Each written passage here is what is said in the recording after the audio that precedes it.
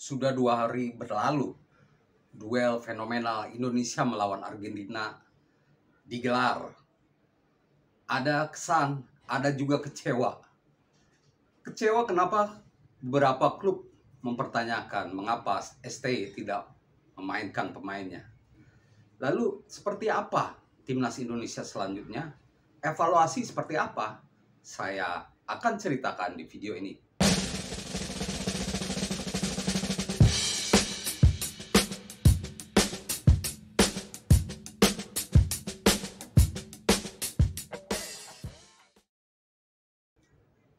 Halo teman-teman, jumpa lagi dengan saya Devri Saifullah. Tetap semangat, tetap sehat. Kita baru saja melewati sebuah momen istimewa karena Indonesia punya kesempatan untuk menghadapi juara dunia Argentina di Gelora Bung Karno pada 19 Juni 2023. Hasilnya memang tidak menggembirakan karena Indonesia kalah 0-2. Tapi ini melawan juara dunia loh. Juara dunia yang belum kalah sejak Piala Dunia 2022 lalu. Bahkan sejak Copa America 2021 Argentina belum pernah kalah. Maka itu ini duel yang spesial. Dan karena spesial itu, maka semua pemain ingin main. Tapi Sintayong tidak bisa memainkan seluruh pemainnya. Dia harus mencoba pemain terbaik di pertandingan ini. Tapi ini menimbulkan kekecewaan di klub ya. Salah satunya Borneo FC. Bos Borneo FC, Nabil Hussein, mengkritik Sintayong karena tidak memainkan Stefano Lillipali. Padahal dia menyebut ini laga uji coba. Harusnya 1 menit pun dimainkan. Apakah memang demikian harusnya? ST pun dikabarkan sudah meminta maaf kepada pemainnya karena tidak memainkan sekitar ada 7 pemain ya. Di antaranya Stefano Lillipali. Tapi apakah memang harus marah gitu tidak dimainkan? Saya menilai bahwa itu tidak harus terjadi. Main di timnas memang ada kompetisi. Siapa yang siap itulah yang dimainkan. Siapa yang kuat mental itulah dimainkan. Maka itu kalau tidak dimainkan sama sekali ya jangan marah juga. Ini terjadi di negara yang lain juga. Contohnya Inggris, Jerman, atau mungkin Argentina juga. Tapi Argentina akan merotasi pemain di uji coba. Tapi di Piala Dunia mungkin ada juga pemain yang sama sekali tidak main. Di Inggris contohnya ada Calvin Phillips misalnya, jarang main. Tapi itu tidak membuat klubnya marah. Jadi saya pikir itu tidak benar kalau harus seorang pelatih harus memainkan semua pemainnya walaupun ini laga istimewa. Mungkin ada pertimbangan Sintayong tidak menurunkan beberapa pemain lain ya. Dia tidak mau ritme terganggu. Kalau teman-teman tahu saat Guardiola tidak melakukan pergantian pemain 1 kali pun saat melawan Red Bull Leipzig misalnya atau lawan Real Madrid, dia tidak mengganti 1 pemain pun. Tujuannya apa? Tidak mengganggu ritme permainan. Nah ini juga yang ingin dilakukan oleh Sintayong. Kalau dia mengganti terlalu banyak pemain, dia takut ritme permainan terganggu. Sedangkan Indonesia berhasil meredam Argentina saat itu. Jadi itu pendapat saya soal mengapa STY tidak memainkan seluruh pemainnya. Jadi klub juga jangan marah ya. Lillipali saja tidak masalah dia tidak dimainkan karena dia sudah bangga. Nah, soal ini ada kaitannya dengan pembahasan saya selanjutnya. Tapi saya akan menyoroti Indonesia lawan Argentina sekilas ya. Pertandingan itu ada perbedaan mencolok antara Indonesia melawan Argentina. Tentu kualitasnya berbeda. Tapi secara umum saya melihat bahwa Indonesia sudah lumayan loh, sudah lumayan menahan Argentina 38 menit tidak mencetak gol. Kan target kita memang cuma imbang ya. Nah, Argentina juga mencetak gol juga berkat kehebatan mereka ya. Leandro Paredes tembakan jarak jauh. Sedangkan satu gol dari Christian Romero itu dikarenakan kelengahan. Di video sebelumnya saya bilang bahwa jangan lengah. Jangan beri ruang Argentina untuk mencetak gol. Tapi ya itulah. Saat kita mengandalkan counter attack, memang fisik harus kuat. Pemain timnas harus punya stamina yang bagus selama 90 menit. Terus mengejar pemain, menutup ruang. Tapi itu juga bisa melelahkan ya. Bisa melelahkan dan butuh stamina yang bagus. Tapi secara umum sudah oke. Saya nilai bahwa timnas Indonesia sudah oke. Lalu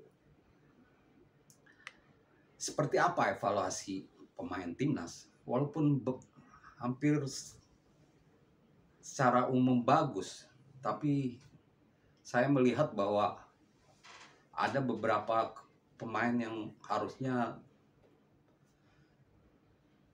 dievaluasi ulang untuk FIFA Matchday berikutnya, September dan Oktober, juga kualifikasi Piala Dunia. Sintayong harus mengevaluasi kembali lini serang. Saya melihat bahwa Indonesia butuh striker yang tajam. Seperti kiper. Sintayong kan terus mencari kiper bagus. Posisi striker juga harusnya begitu. Kita punya satu tambahan pemain yang bagus, yaitu Rafael Struijk. Saat melawan Argentina, sontekan dia sebenarnya sudah bagus. Cuman kiper Argentina juga bagus menepis bola ya. Padahal itu udah berkelas ya, sontekan dia itu. Tapi kiper Argentina tampil baik. Jadi sorotan saya, tim Sintayong harus mengevaluasi beberapa posisi ya. Striker diantaranya, sedangkan posisi lain sudah cukup baik. Dan pemain-pemain yang tidak dimainkan juga harus dievaluasi ulang, apakah masih punya potensi untuk bergabung dengan timnas, ataukah di Liga 1 nanti atau di Liga 2 Sintayong menemukan pemain lebih baik yang bisa lebih menjanjikan. Harus dicoba. Nah, untuk mengantisipasi keluhan-keluhan seperti dari Borneo FC, ini ada kaitannya dengan lawan seperti apa yang harus dihadapi timnas Indonesia berikutnya setelah Argentina. Erick Thohir sudah mengisyaratkan bahwa lawan-lawan berkualitas akan hadir lagi. Di konferensi pers sebelumnya dia menyatakan mungkin itu Brazil, Portugal, Jerman, tim-tim papan atas dunia. Dia ingin mental pemain terbina gitu. Secara komersil pun itu bagus. Tapi secara mencari poin justru lebih berat menurut saya ya. Karena seperti lawan Argentina kita walaupun minus 0,45, tapi kita gagal mendapatkan poin. Sedangkan negara lain mendapatkan poin. Nah kan FIFA Matchday ada dua laga. Nah menurut saya format seperti sekarang dipertahankan. Lawan Palestina, lawan Argentina, kan Palestina 100 besar dunia ya, dan harusnya Indonesia menang. Format seperti ini harus dipertahankan. Jadi satu lawan menengah, satu lagi papan atas, negara papan atas. Jadi di satu laga Indonesia unjuk gigi, pemainnya lebih leluasa untuk menyerang, menampilkan formasi menyerang dan mencetak gol. Di satu laga lagi kita menguji mental. menghadapi lawan kuat, menghadapi negara-negara papan atas di sepak bola. Format yang seperti sekarang sudah bagus. Jadi kedepannya saya berharap bahwa laga FIFA Matchday juga mencari lawan yang selevel atau sedikit di atas Indonesia lah, sehingga peluang menang bisa lebih terbuka. Sayang saja kita tidak berhasil menang lawan Palestina ya. Harusnya setidaknya 6,77 poin bisa diraih dari pertandingan itu. Nah,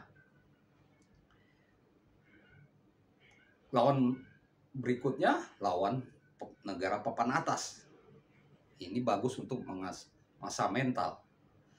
Atau kalau tidak bisa pun lawan menengah 100 besar di Piala Dunia juga sudah bagus. Saya melihat bahwa mungkin Australia ya atau Korea Selatan bisa juga diundang ya. Ini papan atas.